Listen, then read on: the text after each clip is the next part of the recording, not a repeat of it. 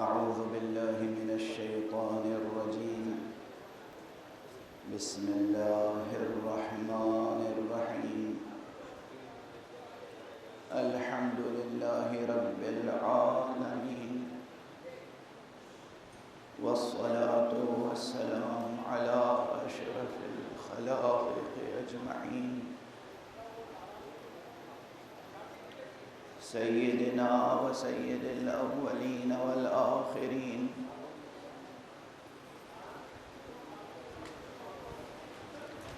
حبيبنا وحبيب إله العالمين، إمام المرسلين وخاتم النبيين، أبي القاسم المصطفى محمد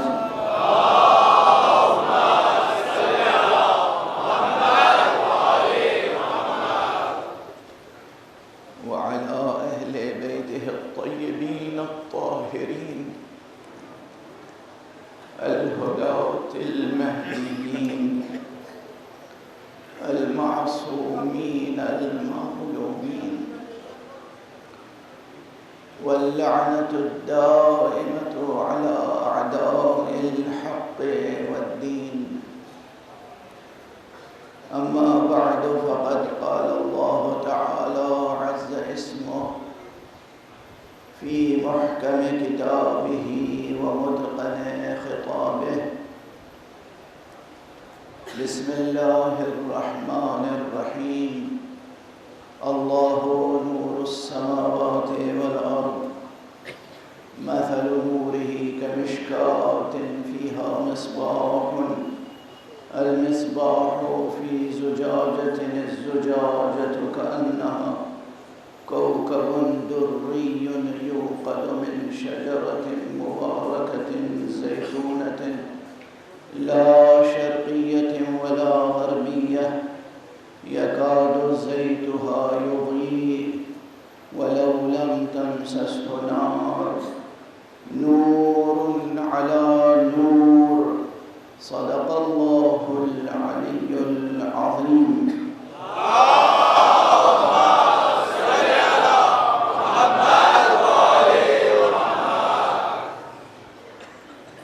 ایک اور بلند تر صلوات.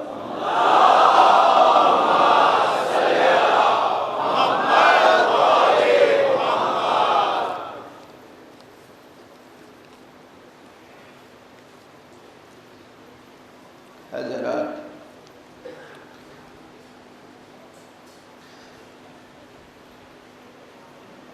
عاشوراء کا جلوس اپنی روایتی حرمتوں اور عظمتوں کے ساتھ انشاءاللہ زینبیہ امام بارگاہ سے روز عاشوراء 4 بجے سے پہر شروع ہوگا،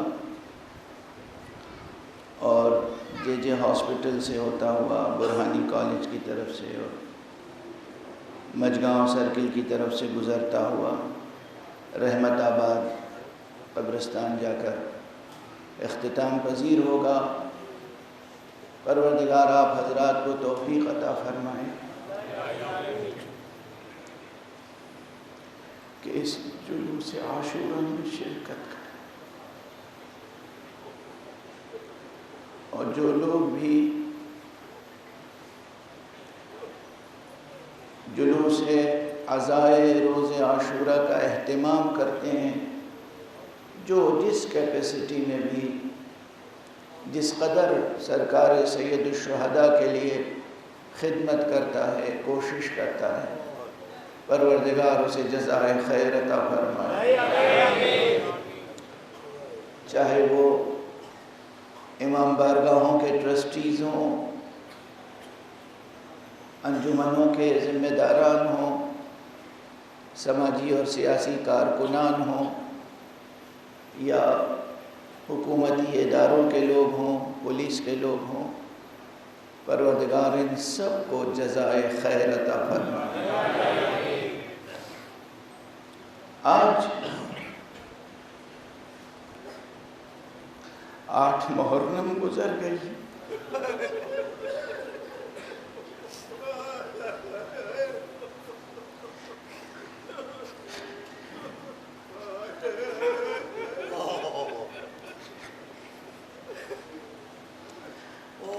انتظار رہتا ہے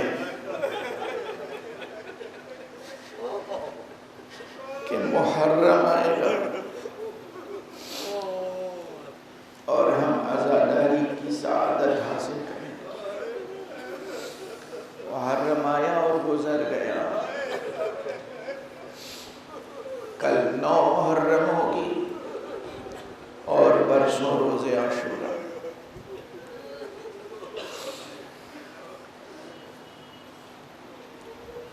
پورے گلوب پر جو سیاسی، اقتصادی اور سماجی حالات ہیں، اس کے نتیجے میں زندگی کا ہر شعبہ متاثر ہو رہا ہے، اور یہ فطری بات ہے، یہ فطری بات ہے۔ ہمیشہ یہی ہوا ہے اور یہی ہوگا۔ اس زمان و مکان میں، اس اسپیس ٹائم کمپلیکس میں یہی ہوتا آیا ہے، یہی ہوتا رہے گا کہ زندگی کے شرائط، کنڈیشنز، سرکمسٹانسز، یہ انسانی زندگی کے ہر شعبے کو متاثر کرتے ہیں۔ سب سے زیادہ جو چیز متاثر کرتی ہے وہ ہے اقتصادی حالات، اکنامکس۔ اس کے بعد جو سب سے زیادہ متاثر کرتی ہے چیز وہ سیاسی حالات ہیں، پولیٹیکل کنڈیشنز اور سرکمسٹانسز۔ یہ دونوں مل کر انسانی معاشرے کو اور انسانی سماج کو بہت متاثر کرتے ہیں، بہت زیادہ۔ تو پوری دنیا کی جو سیاسی و اقتصادی صورتحال ہے،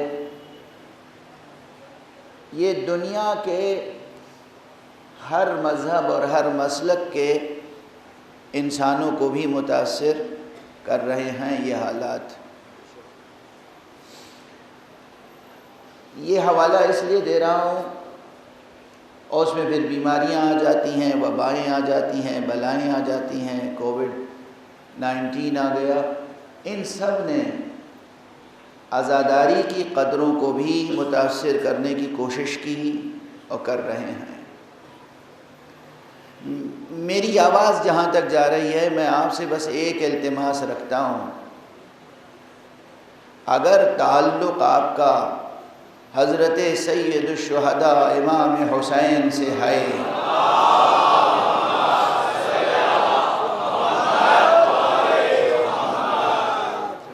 تو پھر ایک بات یاد رکھیے گا کہ یہ جو جبر تاریخ ہے، یہ جو اس دنیا میں جاری و ساری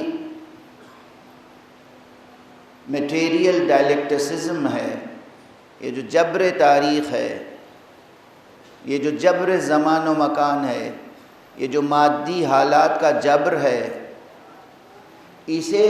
اس کے آگے مجبور ہو جانا کسی حسینی کو زیب نہیں دیتا۔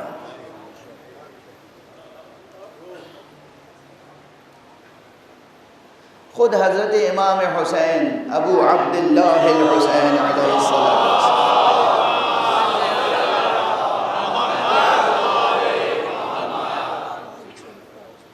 اگر جبر تاریخ کے فلسفے کو ہم قبول کر لیں کہ نہیں، ہم کچھ نہیں کر سکتے، جو حالات ہیں ہم ان حالات کے ساتھ ہی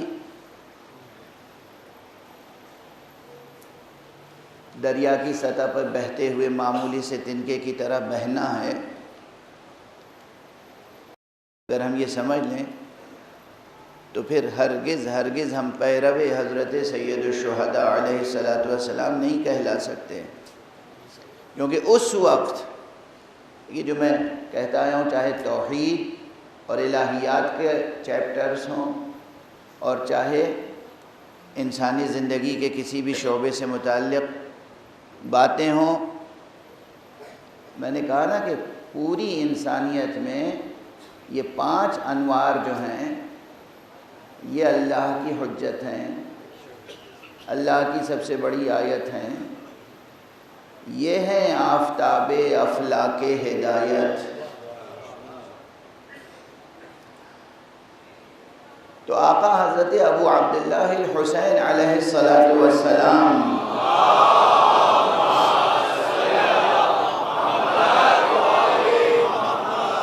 کی مثال بہت روشن ہے۔ اگر جبر حالات کا فلسفہ جوں کا توں قبول کر لیا جائے، برحق سمجھ لیا جائے، تو پھر انکار بیعت کے کیا معنی ہیں؟ پھر قیام کربلا کے کیا معنی ہیں؟ حالات کیا کہہ رہے تھے؟ جبر سیاسی کیا تھا؟ اقتصادی حالات کیا تھے؟ سماجی حالات کیا تھے؟ ان تمام حالات کے مقابلے میں تنہا حضرت امام ابو عبداللہ الحسین کا کھڑا ہونا اور کامیاب ہونا، یہ یاد رکھیے گا دونوں جملے، ہرگز اس مغالطے میں نہ آ جائیں کہ امام تو بظاہر شکست کھا گئے تھے۔ نہ ہمارے امام بظاہر شکست کھا گئے تھے، نہ بباطن۔ بظاہر بھی فاتح حسین تھے، بباطن بھی فاتح حسین۔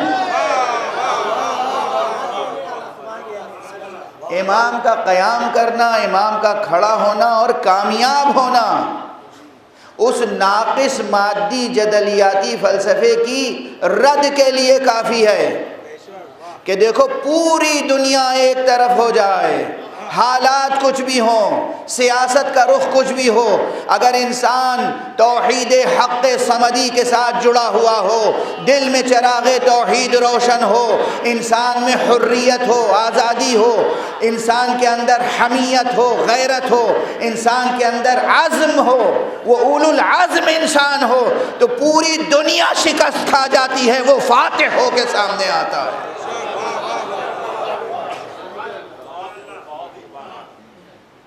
یہ حقیقت ہے، یہ سچائی ہے، اسے صرف سخن گسترانہ بات نہ سمجھیں، اور اسے یہ نہیں کہ بڑی بڑی سیاسی تحریکوں کے ساتھ ہی صرف جوڑا جائے، یہ خیال ہو، یہ تصور نہیں، زندگی کی چھوٹی بات ہو یا بڑی بات، ہر چیز کے ساتھ یہ تصور وابستہ ہونا چاہیے کہ ہم ہیں کون؟ ہم خدا رکھتے ہیں۔ ہم ہیں کون؟ ہم محمد عربی صلی اللہ علیہ وآلہ وسلم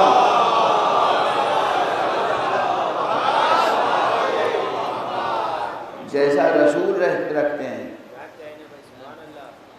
ہم امیر المؤمنین علی ابن ابی طالب علیہ السلام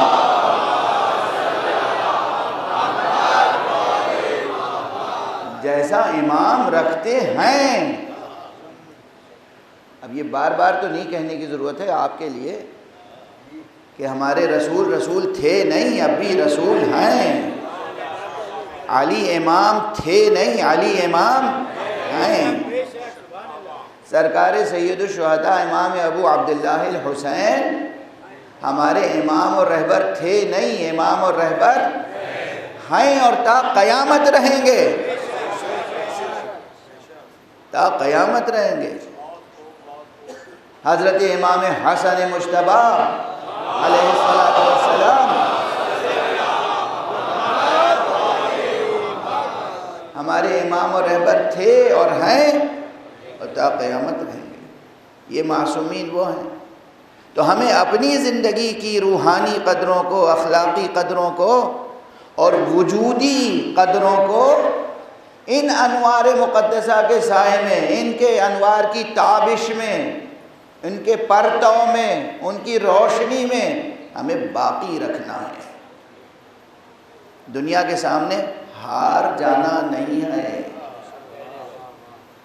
اور یہ ٹریننگ اسی سے شروع ہوگی.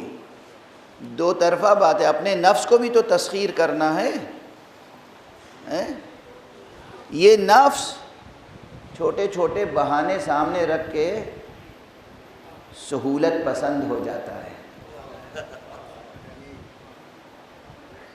بھئی اب 2 سال سے یہ عادت پڑ گئی لوگوں کی کہ انٹرنیٹ پر اور ٹی وی چینلز پر اور یوٹیوب چینلز پر مجلسیں گھر بیٹھ کے سن لیں تو ہم فرش عزا پہ کیوں جائیں. اب یہ کوئی آپ کو امریکہ اور اسرائیل تھوڑی سکھا رہا ہے، یہ تو آپ کا نفس ہے جو وسوسہ کر رہا ہے. ہر چیز معلوم ہوا، کوئی بھی چھوٹا سا واقع ہوا امریکہ اسرائیل. وہ شیطان بزرگ ہے، اس میں کوئی شک نہیں، مگر ہم لوگوں کا نفس بھی کیا شیطان خرد ہے. نفس اپنے نفس پر نظر رکھیں کہ مجلس میں نہیں جائیں گے، ہم تو گھر ہی پہ بیٹھ کے مجلس سن لیں. یہ روش غلط ہے. اور پھر جلوس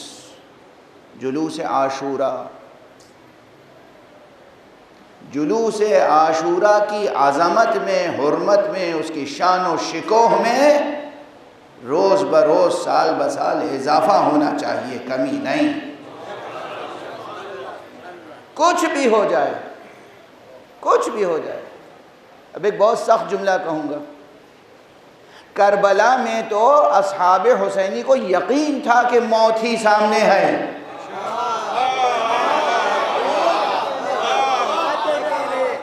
مگر زیر پرچم عباس رہے یا نہیں رہے، یہ علم بھی جو جلوس عزا میں لے کے آپ جاتے ہیں منسوب تو حضرت عباس سے ہے نا. اس علم کو چھوڑ کر آپ گھر کیسے بیٹھ جائیں گے؟ پھر کس منہ سے کہیں گے کاش ہم کربلا میں ہوتے تو قربان.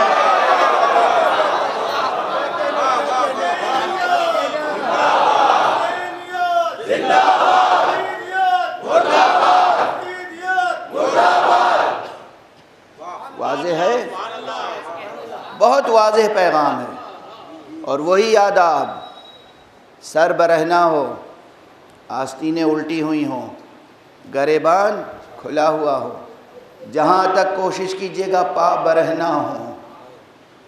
اس سے ایک میسج جاتا ہے، معلوم ہو کہ یہ غمزدہ شخص ہے، معلوم ہو کہ یہ درد مند ہے، معلوم ہو کہ اس کے دل میں الم ہے، معلوم ہو کہ اس کے دل میں کرب ہے، معلوم ہو کہ یہ شخص سوگوار ہے.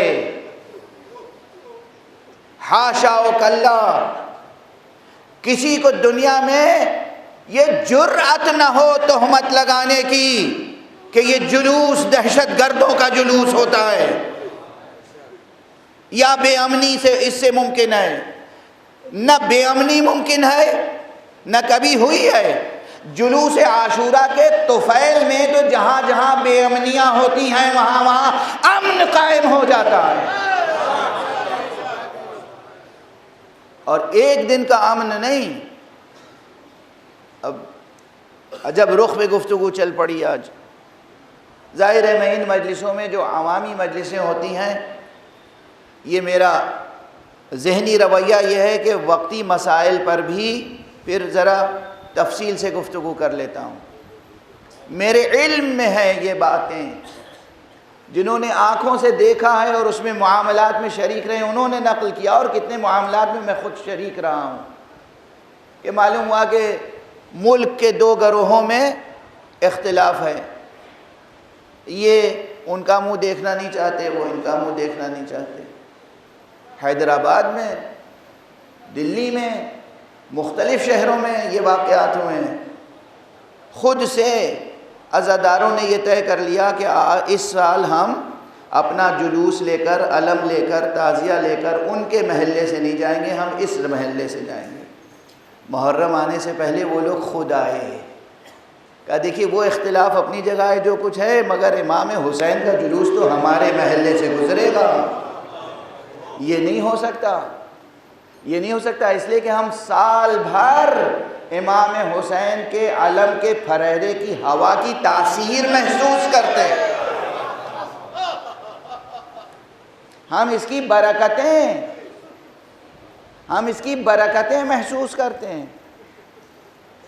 تو جلوس عاشورہ کے شکوہ میں اس کی شان میں کوئی کمی نہ آئے، تعداد کم نہ ہو، شرکت سلیقے سے ہو، کا خیال رکھیں اور حزن و ملال کو ظاہر کریں۔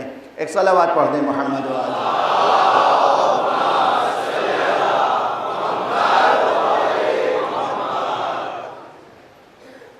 ظاہر ہے آپ کے سامنے جو صورتحال ہے کہ وقتی اعلانات ہوتے ہیں، وقتی سوالات ہوتے ہیں، اور اس میں جو اصل موضوع ہے وہ کہیں نہ کہیں اس کے بیان میں، اس کی وضاحت میں کمی و کوتاہی ہو جاتی ہے، چونکہ وقت کی بھی محدودیت ہوتی ہے۔ عنوان تھا ہمارا اس مرتبہ امام حسین انوار و اقدار۔ مقصد یہ تھا کہ ہم اس عنوان کے تحت آقا حسین کی سیرت کے نورانی گوشے پیش کریں آپ کے سامنے، اور وہ قدریں، وہ ویلیوز جس کی ضرورت تمام عالم انسانیت کو ہے،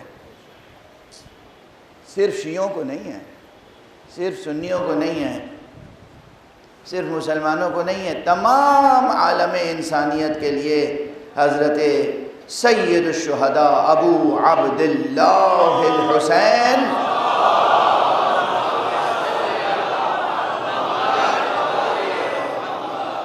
چراغ ہدایت ہیں، کشتی نجات ہیں، آفتاب ہدایت ہیں، سراپا نور ہیں، باطن آیت نور کا مصداق ہیں۔ جس بات کا مجھے پہلے سے خیال تھا اور ظاہر بھی کر چکا تھا کہ آیت نور کی تفسیر بھی شاید مکمل نہ ہو پائے گی، اور جو کچھ میں اس ضمن میں عرض کرنا چاہتا ہوں وہ کچھ عرض نہیں کر پاؤں گا، لیکن ہمیشہ ایک کامیابی ضرور مجھے ملتی ہے، وہ یہ کہ ذہنوں کو کم سے کم اس موضوع سے مانوس کر دیتا ہوں، اذہان مانوس ہو جاتے ہیں، سوالات ذہن میں پیدا ہو جاتے ہیں، اور یہ سوالات آپ کو اس دروازے سے جوڑے رکھتے ہیں کہ جس دروازے سے ہر سوال کا جواب ملتا ہے۔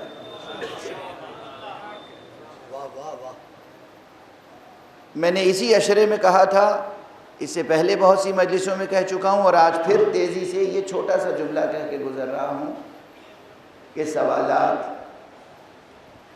کہیں بازار میں نہیں بکتے، سوالات تو ذہن میں پیدا ہوتے ہیں، خود بخود پیدا ہوتے ہیں، اور یہ لطف پروردگار ہے۔ اس سے پہلے ایک مثال دی تھی میں نے بھوک کی، جسم میں بھوک پیدا ہوتی ہے جب جسم کو مزید طاقت کی ضرورت ہوتی ہے، غذا کی۔ اسی طرح روح میں جب علم کی ضرورت ہوتی ہے تو سوال پیدا ہوتے ہیں، چونکہ علم غذائے روح ہے، علم ہی غذائے روح ہے، علم ہی غذائے روح ہے۔ روح کی غذا کچھ نہیں ہے سوائے علم کے۔ جسم عناصر خاکی سے بنا ہے تو اس جسم کی غذا خاک سے رویدہ ہوتی ہے، اس جسم کی غذا زمین سے پیدا ہوتی ہے۔ روح عناصر خاک سے نہیں بنی ہے، روح امر ربی ہے، تو روح کی غذا بھی ادھر سے نازل ہوتی ہے۔ اسی لیے روح کی آبیاری کے لیے، روح کی سیرابی کے لیے، روح کے تغذیے کے لیے، روح کی تقویت کے لیے پروردگار عالم نے جو ہدایت کا نظام قائم کیا ہے، ہدایت کا نظام، اس ہدایت کے نظام کو جس استعاراتی اسلوب میں بیان کیا ہے وہ ہے آیت نور۔ اور اس نقطے پر مختلف مذاہب اور مسالک کے لوگوں میں اختلاف نہیں ہے۔ میں نے آج بھی مطالعہ کیا، بہت سی تفسیروں کا مطالعہ کیا، شیعہ مصنفین کی تفسیریں ہوں یا اہل سنت علماء کی تفسیریں ہوں سورہ نور کی۔ اکثر مفسرین اگر اجماع حاصل کریں، اکثر مفسرین اس بات کے طرف اشارہ کرتے ہیں، بلکہ صراحت کرتے ہیں کہ مراد اس آیت نور میں ہدایت الہیہ ہے۔ اللہ کی ہدایت کا جو نظام ہے وہ بڑا نورانی نظام ہے۔ اس کی تشبیہ دی ہے آیت نور میں مشکات و چراغ و مصباح، اور آخر آیت میں صراحت بھی ہے، یہد اللہ لنورہ من یشاء، اللہ جس کو چاہتا ہے اپنے نور کی طرف ہدایت فرماتا ہے۔ یہاں ایک نکتہ ہے،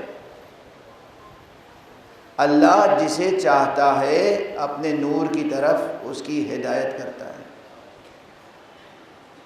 یعنی اگر کوئی واقعاً در اہل بیت تک آ جائے تو اسے شکر کرنا چاہیے کہ اللہ کی عنایت خاص شامل حال۔ اگر اللہ کی عنایت خاص شامل حال نہ ہوتی تو اس خانہ نور کی طرف ہدایت کیسے حاصل ہوتی؟ اس میں خاص توفیق الہی شامل ہوتی ہے۔ یہد اللہ لنورہ من یشاء، اللہ ہدایت فرماتا ہے اپنے نور کی طرف، یعنی اپنی جانب سے بھیجے جانے والے ہادی کی طرف۔ اور نور کیا ہے؟ اللہ ہدایت کرتا ہے سورج کی طرف، اللہ ہدایت کرتا ہے چاند کی طرف، بدر کامل کی طرف۔ اللہ یہد اللہ لنورہ، اللہ ہدایت فرماتا ہے اپنے نور کی طرف، من یشاء، جسے وہ چاہتا ہے، جسے وہ چاہتا ہے ہدایت فرماتا ہے۔ یہاں ابھی جبر و قدر کی طرف ذہن عالی نہ جائے، یہاں پوشیدہ ہیں دو چیزیں، ایک قاعدہ لطف اور ایک مصلحت و توفیق۔ اللہ نے خلق کس لیے کیا ہمیں اور آپ کو، سب کو، اس کائنات کو؟ یہ اس کے فیض کا تقاضا تھا۔ یہ لفظیں یاد رکھیے گا، میں کبھی کبھی کلیدی لفظیں حوالے کر دیتا ہوں، چونکہ ہر لفظ کے ضمن میں جو تفصیلی بیان ہے نا علمی، وہ بیان وقت کے سانچے میں اسے فشردہ کر کے پیش کرنا مشکل ہوتا ہے کبھی کبھی۔ تو یاد رکھیے کہ جیسے اس سے پہلے آج دن میں بھی پڑھا ہے، اس سے پہلے بھی پڑھا تھا، اور آپ کے سامنے بھی تیزی سے دہرا دوں اس توقع کے ساتھ کہ پہلے سے آپ کو یاد ہوگا، یہ چیز آپ کو یاد ہو جانی چاہیے، حفظ ہو جانی چاہیے۔ اب دیکھیں یاد ہے یا نہیں، جوان جواب دیں گے تب۔ قرآن مجید کے بارے میں اگر میں یہ پوچھوں کہ قرآن مجید اگر ایک کتاب ہے تو اس کا موضوع کیا ہے، سبجیکٹ کیا ہے، ایک لفظ میں قرآن مجید ایک کتاب ہے اور اس کا موضوع ہے توحید، توحید حق صمدی۔ یہ کلیدی الفاظ ہیں، یاد رکھیے گا، اس سے بہت سے پیچیدہ مسائل حل ہوتے ہیں۔ قرآن مجید کا عملی پیغام کیا ہے؟ تقوی۔ قرآن مجید کا نظام کیا ہے، جو نظام اس نے دیا ہے عالم انسانیت کو؟ ولایت۔ ایک ایک لفظ قرآن مجید نے تمام انسانوں کو جو کلچر سکھایا ہے، وہ کلچر کون سا ہے؟ وہ کلچر ہے محبت اور مودت کا۔ قرآن مجید پڑھنے کے بعد کہیں نفرتیں پنپ نہیں سکتی۔ قرآنی تعلیمات نفرتوں کو مٹاتی ہے، محبتوں کو پروان چڑھاتی ہے۔ تمام انسان سنیں، جس مسلک و مذہب کے بھی ہوں۔ اب چند الفاظ اسی طرح ایک ایک لفظ یاد رکھیں گے نا آپ، یہ چیلنج ہے، ایک ایک لفظ یاد رکھیں گے اس فقیر کا تو گویا ریلیجس سائنسز کی ایک ایک برانچ پر آپ کی گرفت ہو جائے گی۔ بڑے بڑے مسئلے جس پر سینکڑوں صفحے لکھے جا چکے ہیں یا لکھے جا سکتے ہیں، وہ آپ کی مٹھی میں ہوں گے۔ قرآن کا موضوع توحید، قرآن کا عملی پیغام تقویٰ، قرآن مجید کا نظام، سسٹم ولایت، نہ کمیونزم، نہ سوشلزم، نہ کیپٹلزم، ولایت۔ اس وقت پوری دنیا میں کیپٹلزم کی حکمرانی ہے تقریباً۔ ہم اس دن کے منتظر ہیں جب پوری دنیا میں ولایت کی حکمرانی ہوگی۔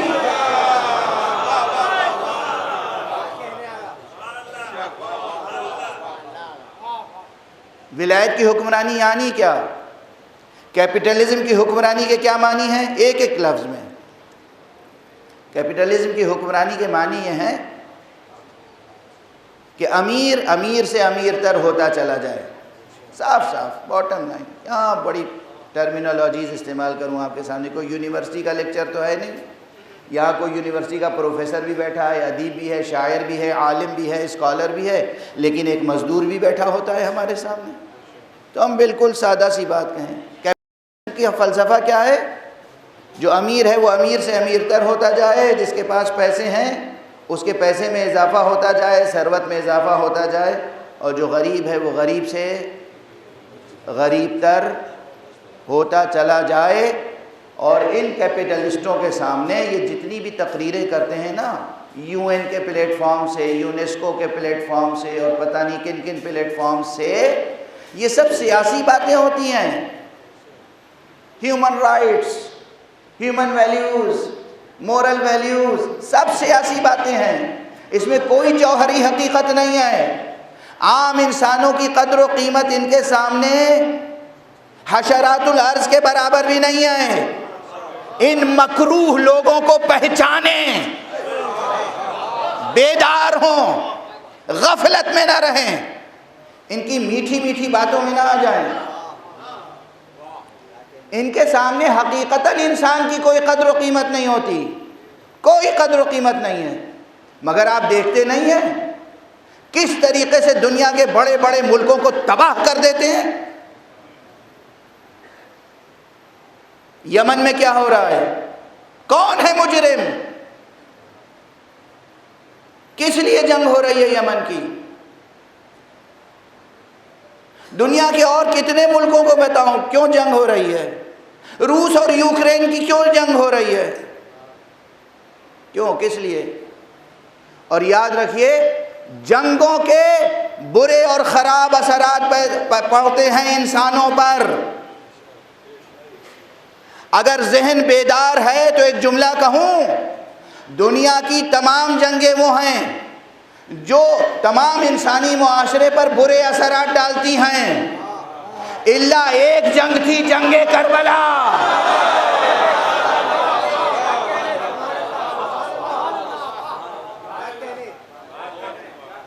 اس جنگ نے پوری انسانیت کو ہمیشہ ہمت، حوصلہ، وفا، اخلاص، توحید، وحدت، محبت، مودت، یکجہتی، یہ قدریں عطا کی ہیں کربلا میں۔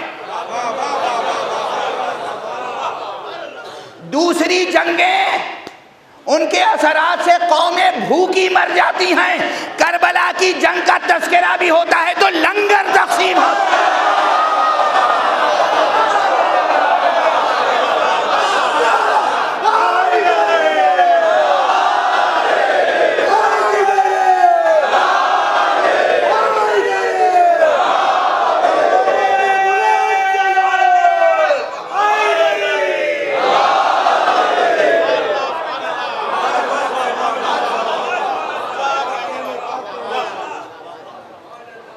کربلا کی یاد میں کوئی 40 کے جلوس میں جا کے دیکھیے،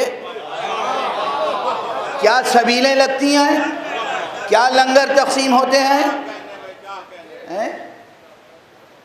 دست ادب جوڑ کے عرض کر رہا ہوں، موازنہ میں کیا کروں آپ خود کر لیجئے گا۔ ایک عبادت ہے واجب، فریضہ، حج۔ حج میں جائیے تو کھانے اور پانی کی کتنی قیمت دینی پڑتی ہے؟ پانی کی پانی بھی خرید کے پیتے ہیں اس شہر میں جہاں زمزم ہے۔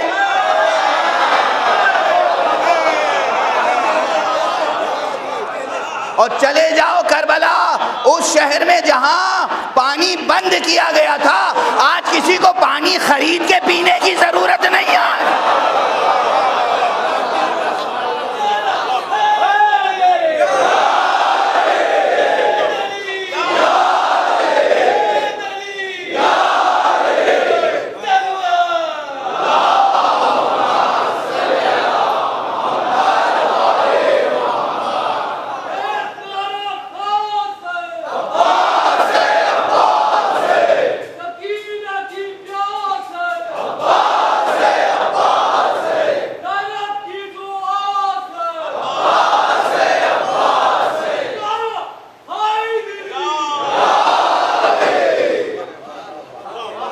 دیکھو تو صحیح فیضان حسین،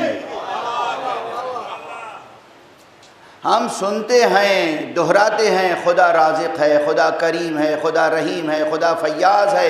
ان آنکھوں سے جب دیکھتے ہیں تو اس کا فیض کبھی فاطمہ کے در سے ملتا ہے، کبھی حسین کے در سے ملتا ہے۔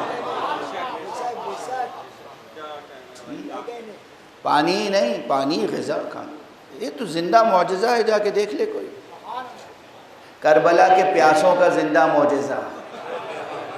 ساری دنیا میں سبیلیں لگتی ہیں، میں ان سبیل لگانے والوں کو بھی سلام کرتا ہوں، دعائیں دیتا ہوں۔ میرا تو دل چاہتا ہے کہ ان کی حوصلہ افزائی کے لیے ہر سبیل پر جا کر خود حاضری دوں، تھوڑی دیر اپنے ہاتھ سے راستے میں گزرنے والوں کو میں پانی پلاؤں، شربت پلاؤں، ان کی خاطر کروں، چاہے وہ جس مذہب کے بھی ہوں، اور بتاؤں کہ دیکھو یہ پیو، حسین کو یاد رکھنا۔ بہت بڑی عبادت ہے، یہ عبادت ہے، میں کہہ رہا ہوں عبادت ہے۔ خدا آپ کو زندہ سلامت رکھے، آپ کو خوب برکتیں عطا فرمائے۔ جو جتنا بھی کنٹریبیوشن کرتے ہیں ان سبیلوں کے لیے یا کسی بھی اعتبار سے امام حسین کی عزاداری میں، آپ کو اندازہ نہیں ہے کہ اس کا اجر کتنا ملتا ہے خود اس دنیا میں اور کتنا ملے گا اس دنیا میں۔ یہ کوئی جذباتی باتیں نہیں کر رہا ہوں، یہ حقیقت ہے، ٹھوس حقیقت۔ کل سے اگر ذہن کا آپ کا مربوط ہے تو کل میں نے ایک سوال کیا تھا نا، حالانکہ جواب بھی دے دیا تھا، مگر پھر اور واضح کر دوں۔ دنیا خدا رازق ہے، کریم ہے، رحیم ہے، رحمان ہے، عظیم ہے، اس کے بندے پھر جہالت اور افلاس میں کیوں مبتلا ہیں؟ یہ بھکمری کیوں ہے جگہ جگہ، افریقہ میں، یمن میں، مختلف جگہوں پر؟ اور صرف ایشیا اور تھرڈ ورلڈ کی بات نہیں ہے، ذرا چلے جائیے ساؤتھ امریکہ میں، چلے جائیے دوسری کنٹریز میں، وہاں کس قدر غربت ہے، کس قدر افلاس ہے، کیسی ناداری ہے۔ سب کا درد آپ کے دلوں میں ہونا چاہیے اور سب کی خبر رکھیے۔ یہ کیوں بھوک کون بانٹ رہا ہے؟ آج کا ویسٹرن کیپٹلزم۔ یہ بھوکوں کو بھوکا رکھتے ہیں۔ ارے یہ تو وہ ہیں جو بچوں کے ہاتھوں سے نوالا چھین لے۔ آپ کیا جانیں ان کی شقاوت؟ اپنی مرضی سے، اپنے حقد، اپنے حسد، اپنی غلط سیاست کے لیے ہاسپٹلز پہ بمباری نہیں کرتے، یہ کرتے ہیں یا نہیں؟ اور ان کے خلاف کوئی مقدمہ قائم نہیں ہوتا عالمی عدالت میں، کیونکہ عدالت بھی ان کی، وہی مجرم، وہی حاکم، وہی منصف۔ اسکولوں پہ حملے ہوتے ہیں یا نہیں؟ نادان بچے، طالب علم حاصل کرنے والے بچے سسک سسک کے مر جاتے ہیں یا نہیں؟ جرائم، جنگی جرائم کا ذرا ایک فہرست تو مرتب کیجئے اور پھر اندازہ لگائیے کہ اس دنیا کا سب سے بڑا قاتل، سب سے بڑا مجرم، سب سے بڑا شقی امریکہ کے علاوہ کوئی نظر آتا ہے؟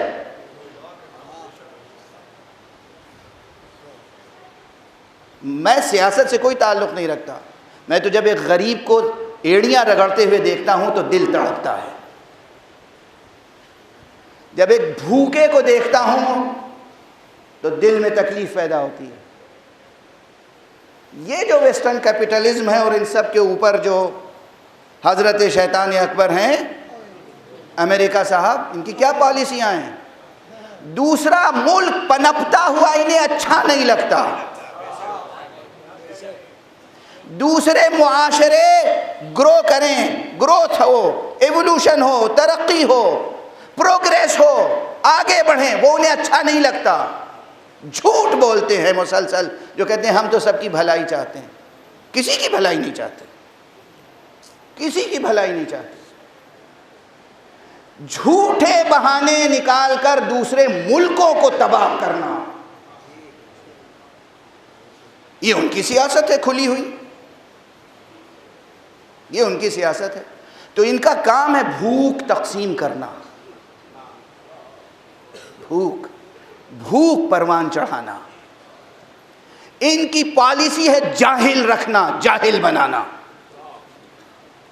آپ کوئی اچھی یونیورسٹی بنانے، آپ کے اوپر پابندیاں لگ جائیں گی۔ آپ کو کیا حق ہے یونیورسٹی بنانے کا؟ آپ کون ہوتے ہیں؟ میں جب کہوں گا تب یونیورسٹی بنائیے گا، میری اجازت سے۔ آپ کو کیا حق ہے ہاسپٹل بنانے کا؟ میں جب کہوں گا میری اجازت سے، میری نگرانی میں ہاسپٹل بنیں گے۔ سمجھ رہے ہیں آپ؟ سیاسی تقریر نہیں ہے، ہرگز یہ نہ سمجھیے گا کہ سیاسی تقریر ہو رہی ہے، ہرگز نہیں۔ میں انسانی مسائل کو ایڈریس کر رہا ہوں اور یہ بتا رہا ہوں کہ دنیا کے سرمایہ داروں، سرمایہ پرستوں سے عالم انسانیت کا بھلا ہونے نہیں ہے۔ بھلا ہوگا تو اس دین، اس مسلک، اس مذہب اور ان ویلیوز اور اس لائٹ اور اس انلائٹنمنٹ کے ذریعے جو کربلا کے بھوکے اور پیاسوں کے ذریعے سے سامنے آئی۔ بہت واضح پیغام ہے۔ کل سے آج تک 2-3 بلکہ اس سے زیادہ جرنلسٹ، کوئی ٹی وی جرنلسٹ، کوئی ویسے ہی میڈیا کا شخص پوچھ چکا، آپ عزاداری کرتے کیوں ہیں؟ آپ محرم کے پریچر بن کے آتے کیوں ہیں؟ آپ کس لیے چاہتے ہیں کہ عزاداری فروغ پائے؟ سڑکوں پر لے کر جلوس کیوں آتے ہیں؟ ہم اس لیے آتے ہیں چونکہ ہم سے کوئی بھوکا دیکھا نہیں جاتا، ہم سے جہالت دیکھی نہیں جاتی، ہم سے بیماریاں دیکھی نہیں جاتی، ہم سے بے امنی دیکھی نہیں جاتی، ہم سے بے چینی دیکھی نہیں جاتی، ہم سے فتنہ و فساد اور لڑائی اور جھگڑا یہ دیکھا نہیں جاتا۔ تو ہم کیسے روکیں؟ ہمارے پاس کوئی طاقت نہیں ہے، کوئی اسلحہ نہیں ہے۔ ہمارا اسلحہ ہے آنسو، ہماری طاقت ہے ہمارا غم۔ ہم کربلا کے مظلوموں کا تذکرہ کر کے لوگوں کے دلوں کے گداز کو، درد کو بڑھانا چاہتے ہیں کہ سمجھو انسان جب مظلوم ہوتا ہے تو کیا کیفیت ہوتی ہے۔ اور ظالم کی شناخت پیدا کرو، ظالم کی شناخت پیدا کرو، پہچان۔ اور میڈیا کے لوگوں سے میں دست ادب جوڑ کے کہتا ہوں، خدا را اپنے ضمیروں کو زندہ رکھیں۔ بن چکی ہے میڈیا انڈسٹری، بن چکی ہے، مگر آپ انسان ہیں نا، آپ کے سینے میں دل ہے نا، آپ کے کاسے سر میں دماغ ہے نا، آپ کے مادی وجود کے اندر ایک روح ہے یا نہیں؟ آپ عوام الناس کے سامنے جو خبریں پیش کریں وہ اس نیت سے اور اس ارادے سے کہ ہمیں انسانیت کو بھلائی تک پہنچانا ہے، ہمیں جہالت مٹانی ہے، ہمیں غربت مٹانی ہے، ہمیں نفرتیں مٹانی ہیں۔ میڈیا کے ذریعے سے نفرتیں بڑھائیں نہیں، مٹائیں۔ محبتوں کو پروان چڑھائیں، مودتوں کو پروان چڑھائیں۔ بس گفتگو ہوتی چلی جا رہی ہے، وقت گزرتا چلا جا رہا ہے۔ میں تو چند لفظیں کلیدی اور آپ کے سپرد کرنا چاہتا تھا۔ قرآن مجید، دیکھیے یہ گفتگو اس لیے ضروری ہے، انٹلیکچول ڈسکورس بہت کرنا آتا ہے مجھے، فلسفی بیان کرنا بہت آتا ہے، پہلے تو بدنام تھا میں اسی حوالے سے کہ مولانا ممبر پہ بیٹھ کے مشکل زبان استعمال کرتے ہیں اور فلسفہ آپ کہہ رہے ہیں بیان کرتے ہیں، لوگ تو کہتے ہوں گے فلسفہ بگھارتے ہیں۔ جس کی جو سطح ہوتی ہے تہذیبی وہ ویسی ہی تو گفتگو کرتا ہے نا. فلسفہ، منطق، حکمت سب اپنی جگہ، کچھ بات عملی بھی تو ہونی چاہیے، نظریات عمل سے جڑے ہوئے ہوں. تو یہ عملی باتیں روزمرہ کی، ہر گھر میں کربلا برپا ہے اب تو. جدید شعراء کیا کہیں گے جو ہمارے کلاسیکی شاعر کہہ گئے ہیں؟ لکھنؤ دبستان کے بانیوں میں، لکھنؤ دبستان کے حضرت شیخ امام بخش ناسخ لکھنوی، ناسخ لکھنوی نے چھوٹی بہر میں عجیب و غریب شعر کہا ہے: زمانے کے ستم سے روز ناسخ. یہ لگتا ہے کہ 200 برس پرانا شاعر بول رہا ہے. زمانے کے ستم سے روز ناسخ، نئی ایک کربلا ہے اور میں ہوں.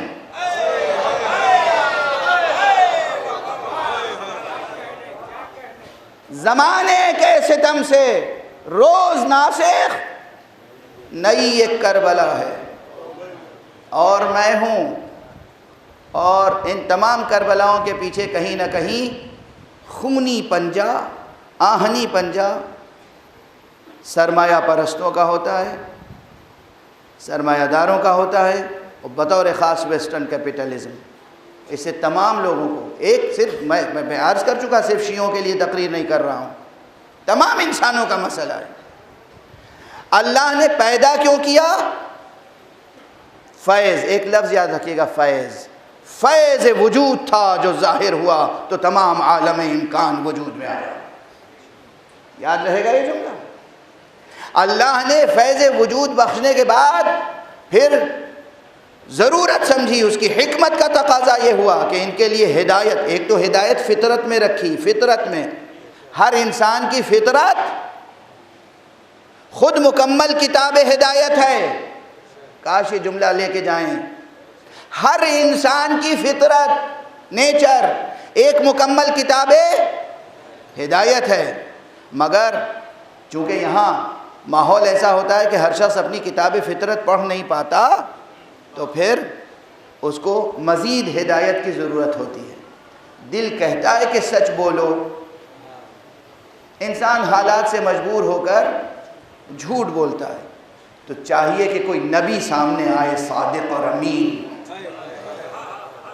اور وہ اس ضمیر کی آواز کو زندگی عطا کرے، یہ حکم دے کہ سچ بولو، جھوٹ بولنا گناہ ہے.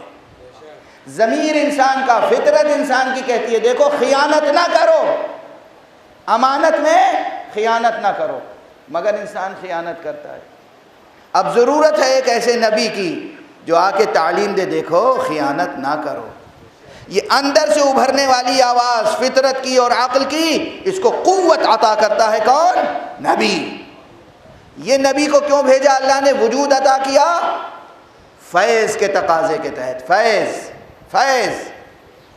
نبیوں کے، رسولوں کے، اماموں کے بھیجنے اور معین کرنے کا نظام قائم کیا کس لیے؟ لطف خدا. یاد رہے گا، لطف، فیض اور اس کے بعد لطف. فیض 4 لفظیں وہ یاد رکھیے گا: توحید، تقوی، ولایت، مودت. اب یہ 3 لفظیں یاد رکھیے گا: فیض وجود کا فلسفہ، لطف ہدایت کا فلسفہ. اب انسان کو مزید بھی کچھ چاہیے. اندر سے آواز آ رہی ہے، یاد رکھیے گا، اندر سے آواز آ رہی ہے، باہر سے آواز آ رہی ہے.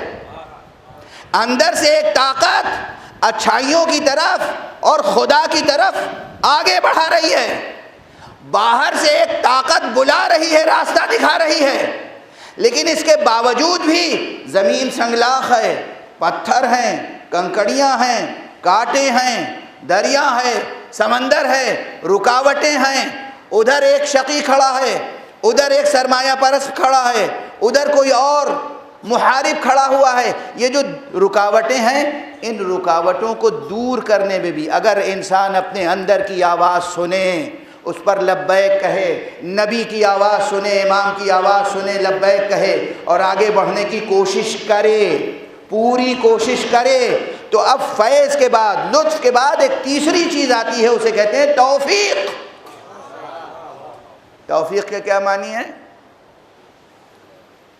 اب سمجھ میں آئی توفیق؟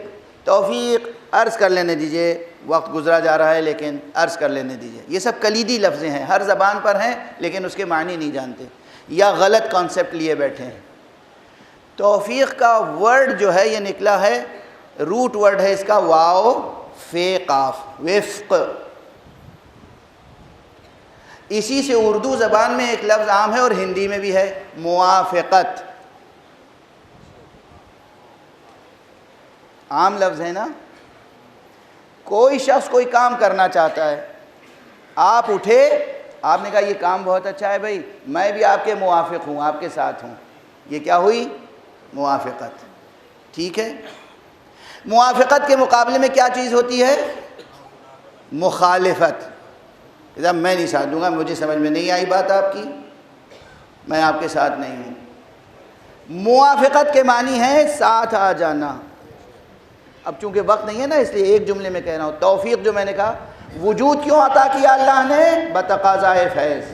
ہدایت کا نظام قائم کیا بقاعدہ لطف، اس کے بعد بھی نہیں چھوڑا، اور توفیق کا نظام رکھا کہ جب انسان دل سے کوئی نیک کام کرنا چاہتا ہے تو اللہ اپنی مشیت سے، اپنے لطف سے، اپنے کرم سے، اپنے اختیارات سے تمام حالات کو اس کے موافق بنا دیتا ہے۔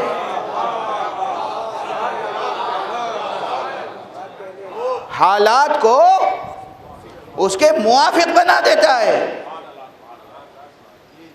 تاکہ وہ اس نیکی تک پہنچ سکے، اس خیر کو حاصل کر سکے اور حق سبحانہ و تعالیٰ کی سچی بندگی کر سکے، حق سبحانہ و تعالیٰ سے قریب ہو سکے۔ واضح ہو گئی بات؟ توفیق ایسے ہی نہیں ملتی، اندر جذبہ ضروری ہے، ارادہ ضروری ہے، اپنے اختیار سے قدم اٹھاؤ۔ قدم اٹھانا تمہارا کام ہے، قدم کے نیچے سے کانٹوں کو ہٹا دینا خدا کا کام ہے۔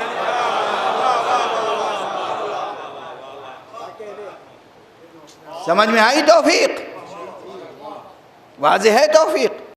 ارادہ، اختیار، کوشش، نیت صادقانہ، تو پھر اللہ کی طرف سے رکاوٹیں ہٹ جاتی ہیں۔ وقت ختم ہو گیا۔ ایک جملے میں یہ فلسفہ بھی سمجھ میں آ جائے گا اور آپ مصائب کی طرف متوجہ ہو جائیں گے۔ بہت سی باتیں تھی رہ گئی۔ حبیب کوفے میں تھے، آقا حسین کربلا پہنچ گئے تھے، کوفے میں پورا حصار تھا، کوئی اپنے گھر سے نکلنے نہ پائے، کوئی حسین تک پہنچنے نہ پائے، حصار تھا، حصار، ناکہ بندی، راستے بند، پہرے۔ حبیب نے ارادہ کیا،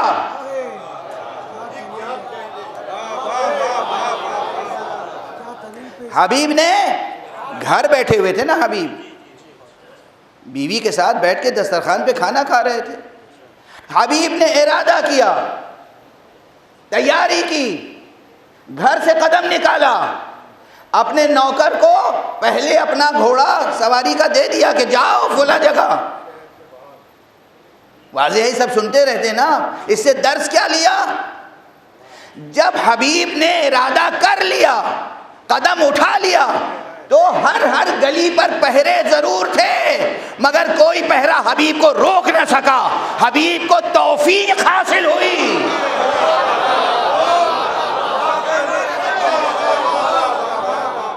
حبیب آقا حسین تک پہنچ گئے، حبیب کو توفیق حاصل ہوئی، حبیب آقا حسین تک پہنچ گئے۔ حر، پہلے حر کا جذبہ تو ہو۔ حر نے تجزیہ کیا، نیت کی، ارادہ کیا، تو وہ 30-32 ہزار کا لشکر حر کو روک نہیں سکا حسین تک پہنچنے میں۔ توفیق، توفیق، حالات ایسے ہو گئے کہ حر آقا حسین تک پہنچ گئے۔ حالات ایسے ہو گئے کہ حبیب آقا حسین تک پہنچ گئے. بس یہ تو موضوع کے تعلق سے بات عرض کی. آج تو دیکھو جذبہ صادقانہ کیسا ہوتا ہے. یہ بھی جڑی ہوئی ہے بات تسلسل کے ساتھ. آقا حسین جب مکے سے کربلا کی طرف آ رہے تھے تو راستے میں ایک مقام پر اپنے فرس ہی پر، گھوڑے پر، اپنی سواری پر چلے جا رہے ہیں. جاتے جاتے حالت نومیہ طاری ہوئی، جسے عام اصطلاح میں کہتے ہیں غنودگی. نیند سی آئی، بس ایک ذرا سی نیند سی آئی، اور اس کے بعد آپ نے کہا انا للہ و انا الیہ راجعون والحمد للہ رب العالمین. خدا کی قسم. ارے دنیا حسین کو پہچانے تو صحیح. یہ دو جملے الگ الگ ہیں نا. الحمدللہ کب کہتے ہیں؟ جب کوئی نعمت ملتی ہے. جب کوئی نعمت ملتی ہے تو الحمدللہ کہتے ہیں. آقا حسین نے پہلے کہا انا للہ و انا الیہ راجعون اور فوراً کہا والحمدللہ رب العالمین. اور ایک مرتبہ نہیں کہا، 2-3 مرتبہ کہا ہے. الحمد انا للہ و انا الیہ راجعون والحمدللہ رب العالمین. جوان بیٹا برابر میں چل رہا ہے. آگے بڑھے، کہا بابا خدا آپ کو کوئی برا وقت نہ دکھائے،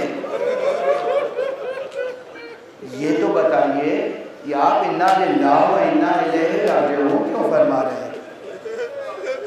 بس عزیزان، مجلس ختم ہوا چاہتی ہے. 2-3 جملے کہوں گا. یہ تو اتنی عظیم شہادت ہے کہ اس شہادت کو پڑھنے کے لیے ہی کلیجہ پھٹ جاتا ہے.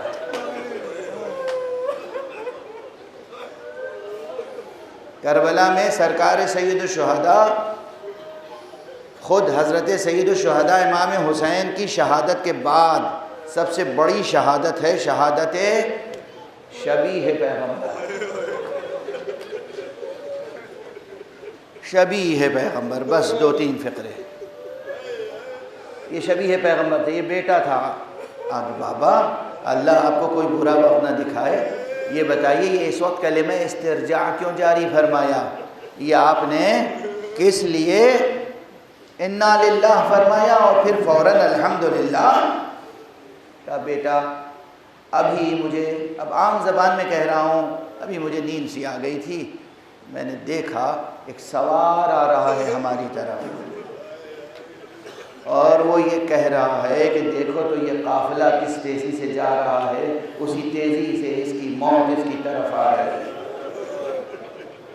میں سمجھ گیا بیٹا کہ ہماری سنانی سنائی گئی ہے، اب ہماری منزل نزدیک ہے، قریب ہے. صحیح. جناب علی اکبر نے سنتے ہی بس یہ کہا کہ بابا کیا ہم حق پر نہیں ہیں؟ دیکھو نیت کیسی خالص ہونا چاہیے، عازم کیسا خالص ہونا چاہیے. سمجھو، کربلا کو سمجھیں. یعنی یہ جملہ میں اکثر کہتا ہوں کہ کربلا میں کوئی بیٹا اپنے باپ کا صرف اس لیے ساتھ نہیں دے رہا تھا کہ یہ بابا ہیں میں ان کا بیٹا ہوں. مسئلہ بابا کا نہیں تھا، مسئلہ یہ تھا یہ فرزند رسول ہیں، یہ حجت خدا ہیں، یہ امام ہیں، ان کی اطاعت فرض ہے، یہ ولی حق ہیں. اس لیے نہیں بیٹا ساتھ دے رہا ہے کہ بابا ہیں ہمیں ساتھ دینا ہے. یہ فرزند رسول ہیں، ابن رسول اللہ. اللہ اکبر. آج تک مسلمانوں کو فرزند رسول کی حرمت کا اندازہ نہیں ہے. فرزند رسول. کہا بابا کیا ہم حق پر نہیں ہیں؟ کہا ہم حق پر نہیں ہوں گے تو کون ہوگا بیٹا؟ کہا پھر ہمیں موت کا کیا خوف ہے. یہ جناب علی اکبر تھے جن کے لیے کربلا میں آنے کے بعد امام حسین نے بھی کیا فیصلے کیے ہیں. جب روز عاشورہ تمام اصحاب بھی موجود تھے اور تمام انصار بھی، جنگ کا آغاز تھا، تیر عمر ابن سعد کے لشکر کی طرف سے امام کی طرف پھینکا گیا، جنگ شروع ہوئی تو امام نے سب سے پہلے یہ فیصلہ کیا کہ میدان میں میں اپنا بیٹا اکبر بھیجوں گا۔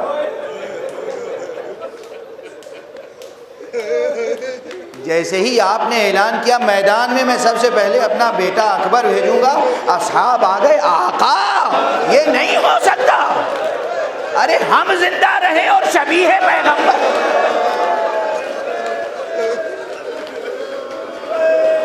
یہ ہیں اصحاب حسین، ہم زندہ رہیں اور شبیہ پیغمبر پر کوئی کڑا وقت آ جائے، ہم یہ نہیں ہونے دیں گے آقا۔ کتنے موقع آئے ہیں کربلا میں جب یقین جانیے میں اپنی زبان میں کہہ رہا ہوں لیکن ان کے جذبے کی ترجمانی ہے، جب خود شمشیریں نکالنی ہیں اصحاب حسینی نے اور کہا ہے کہیے تو ہم اپنی شمشیروں سے اپنے گلے کاٹ کے آپ کے سامنے رکھیں۔ آقا یہ نہیں ہو سکتا۔ اصرار کے بعد آقا نے علی اکبر کو روکا، اصحاب کا سلسلہ شروع ہوا۔ جب تمام اصحاب شہید ہو گئے تب بنی ہاشم کے جوانوں کا سلسلہ شروع ہوا، اور اس کے بعد بنی ہاشم میں بھی یہ ترتیب تھی، جب تک بنو جعفر زندہ رہے، بنو عقیل زندہ رہے، اس وقت تک کوئی امیر المومنین علی ابن ابی طالب کا فرزند شہید نہیں ہو سکا۔ ترتیب تھی، جناب عقیل کے بچوں نے پہلے جانیں دی، جناب عبداللہ ابن جعفر طیار کے بچوں نے جانیں دی، اور جب سب قربانیاں ہو گئیں تو اب سمجھیے بس دو قربانیاں رہ گئی تھیں، ایک اکبر تھا اور ایک اصغر، اور جس میں یہی طے کرنا مشکل ہے کہ اس میں حقیقتاً اصغر کو بھی اصغر کہیں تو کیسے کہیں۔ آج میں اس شیر خار کے مصائب نہیں پڑھوں گا، کل سرکار سید الشہداء کے بھی کچھ مصائب گزارش کروں گا، کل آپ کے شیر خار بچے 6 ماہ اصغر کے بھی مصائب عرض کروں گا۔ آج وقت تمام ہو چکا، بس آج تو پرسہ دینا ہے رسول اللہ کو شبیہ رسول کا، آج پرسہ دینا ہے آقا حسین کو ان کے کڑی الجوان علی اکبر کا۔ میں مبالغے سے کام نہیں لیتا، کبھی مبالغے سے کام نہیں لیتا، کبھی مبالغے سے نہیں کام لیتا۔ جو عبارتیں، جو چھوٹے چھوٹے جملے تاریخ میں لکھے ہیں نا، ارے یہی اگر آپ کے دل پر اثر کر جائیں تو قیامت تک گریے کا سلسلہ نہ تھامے۔ یہ تو شب و روز کے ہنگامے ہیں جو حائل ہو جاتے ہیں، ورنہ آقا حسین کا غم کوئی ایسا غم ہے کہ جس پر آنکھیں خشک ہو جائیں، یہ ممکن نہیں ہے۔ کیسے عرض کروں کہ آقا حسین نے علی اکبر کو کیسے بھیجا ہے میدان کی طرف۔ 3 شہادتیں ایسی ہیں جن میں آقا حسین کے چہرے کا رنگ بدل گیا۔ ایک قاسم جب بھیجا تو سینے سے لگا کے اتنا گریہ کیا کہ خشا گیا، کل عرض کر چکا۔ ایک علی اکبر، حالانکہ پہلے بھیجنا چاہتے تھے، حسین صابر ہیں صابر، مگر بیٹا بھی کون ہے؟ اکبر ہے، اکبر۔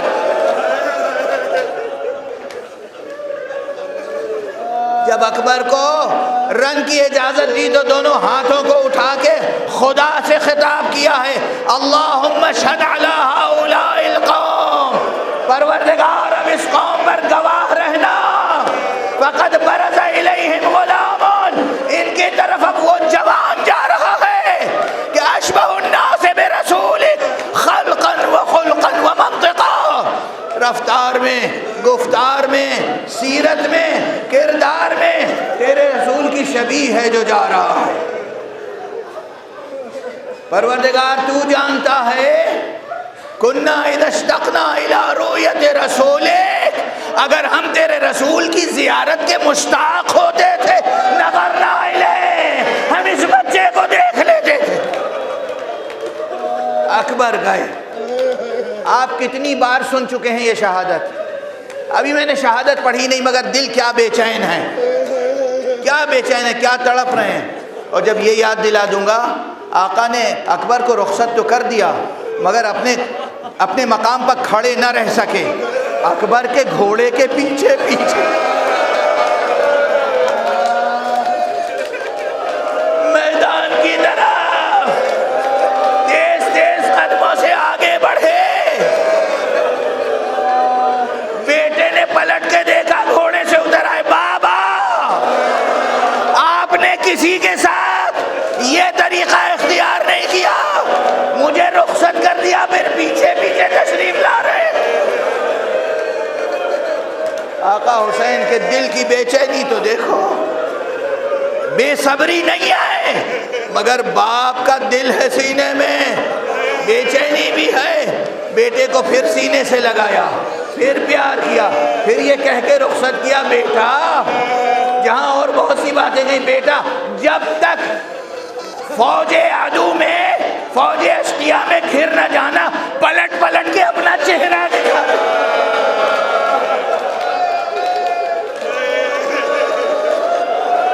بس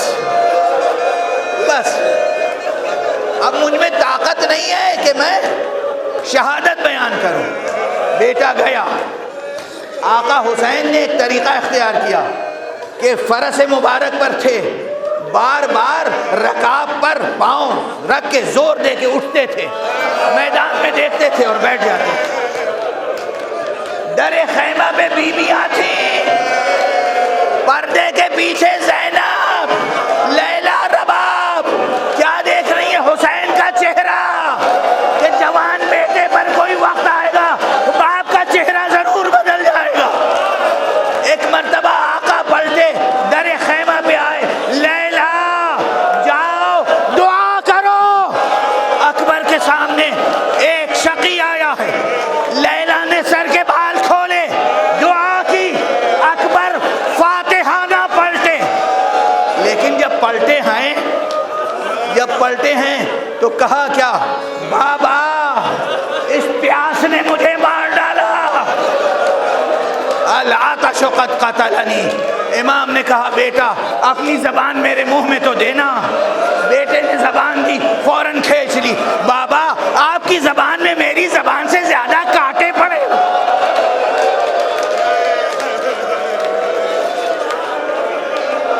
بس وقت گزر گیا، میں شرمندہ ہوں۔ بس ایک دو جملے عرض کر دوں، اب جو بیٹا گیا تو واپس نہیں آیا، بس ایک آواز دی، یا ابتا علیک منی السلام، بابا میری طرف سے آخری سلام۔ امام حسین نے فرمایا علی الدنیا بعدک العفا، اس دنیا پر بیٹا تیرے بعد خاک ہے۔ برداشت کر سکیں گے؟ صرف پرسہ دینے کے لیے عرض کر رہا ہوں، یہ روایت بھی میں نے اپنی آنکھوں سے پڑھی ہے۔ ان حاسدوں نے، ان کافروں نے، ان اشقیاء نے جو سلوک حضرت عباس کے ساتھ کیا تھا،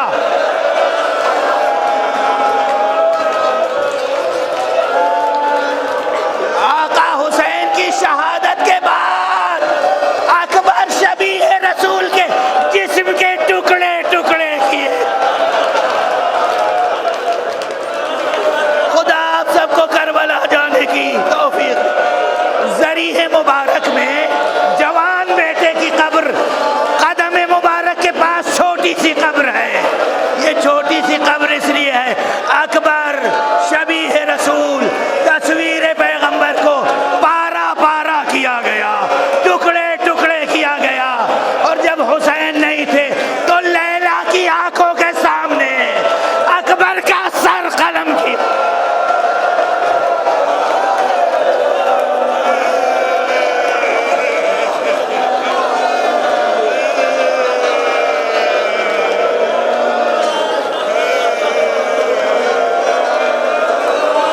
واہ حسین